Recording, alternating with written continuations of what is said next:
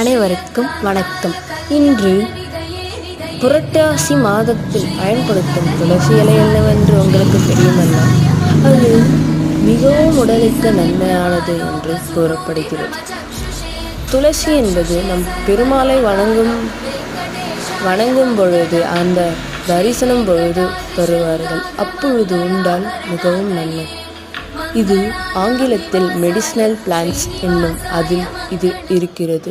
இதை உண்டால் இல்லாத நன்மைகளே இல்லை. இதை நம் சாப்பிடும் பொழுது நம் உடல் சுத்தமாகவும் இருக்கும். இது நம் தினமும் சாப்பிட்டால் நம் குழந்தைகள் மற்றும் அனைவரும் நன்றாக இருப்பார்கள். பெருமாளை நினைத்து சாப்பிடும் பொழுது இன்னும் நினைப்பார்கள். பெருமாள் என்னும் இந்த ஒரு சின்ன தரிசனத்திற்கே பெரிய கோவில். நன்றி, வணக்கம்.